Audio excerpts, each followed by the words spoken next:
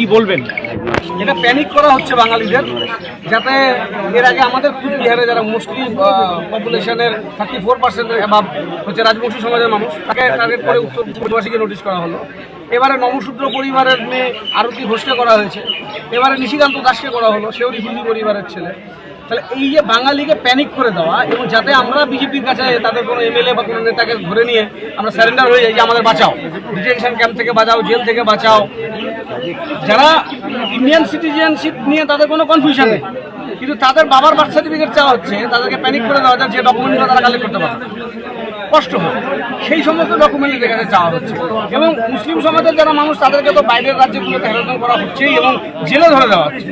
এই পরিবেশটা বিজেপি তৈরি করতে যাচ্ছে 2026-এর আগে একটা প্যানিক, যাতে বাঙালিরা সারেন্ডার করি বিজেপির কাছে নিজেদের শেল্টারের জন্য। এটা বিজেপির শেষে শুরু হবে এনআরসি বিজেপির খবরের কারণে। আগামীকাল আপনারা এই দাবি নিয়েই তো বিভিন্ন ব্লকে আন্দোলন করছেন, সেখানেও কি দেখা যাবে? সেখানে আমরা নিশিকান্ত বাবুকে আমন্ত্রণ করবো, নিয়ে আসবেন, কারণ এই লড়াইটা ওনাদের জন্য লড়াই, যারা নোটিশ পাচ্ছেন। এবং আগামীকাল এই নোটিশ আমার আসতে পারে, আপনার আসতে পারে, যে কোনো বাঙালির আসতে পারে। যারা বিশেষ করে আসাম সীমান্তে আছি, আমরা তো খুবই আতঙ্কে আছি, যে কোনো মুহূর্তে আমাদের কাছে নোটিশ আসতে পারে। তা আমরা সিদ্ধান্ত নিয়েছি আমরা কোনো কাগজ দেবো, কোনো কাগজ চাইলে আমরা দেবো না, এবং এদের নোটিশও আমরা এসেছি। তাতে যা হবার হবে, মাননীয় মুখ্যমন্ত্রী আমাদের পাশে আছেন, শ্রীমতী মমতা বন্দ্যোপাধ্যায়, আমরা তার আশ্রয়ে আছি। আমরা তিনি যা ডাইরেকশন দিয়েছে সেই অনুমতি আমরা চলব। এরপরে যদি কারো কাছে সেই নোটিশ এসে পৌঁছে, তাদেরকে কি বার্তা দেবেন, কি বলবেন? আমরা বলবো কোনো ডকুমেন্ট কি আসাম সরকারকে দেওয়া হবে, কেউ কোনো ডকুমেন্ট দেবে না। পশ্চিমবাংলা থেকে তারা কি করে গ্রেপ্তার করে নিয়ে যায়, আমরাও সেটা দেবো। এটা সম্ভব না, যুক্তরাষ্ট্রীয় পরিকাঠামোকে মানতে হবে।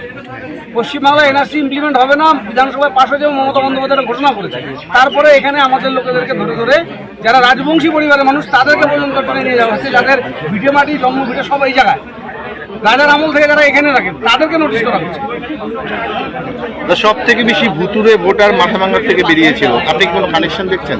কি সংযোগটা একটা আছে, বিজেপির তো উদ্দেশ্য হচ্ছে বাংলাকে দখল নেওয়া, তার জন্য এটাও একটা স্টেপ। এনআরসি এই ধরনের নোটিশ আসাম সরকারকে দিয়ে সেটা একটা স্টেপ। এবং এর আগে যে স্টেপগুলো নেওয়া হয়েছে, ভোটার তালিকার নাম কারচুপি করে ঢোকানো, আরও অনেক কিছু এরা স্টেপ নেবে, কিন্তু সবটাই বাংলায় ব্যর্থ হবে। ওরা জানা বাঙালি অনেক বেশি সচেতন। এই বিষয়টা কি মুখ্যমন্ত্রীর নজরে আনা হয়েছে? মুখ্যমন্ত্রীর নজরে অলরেডি এসছে।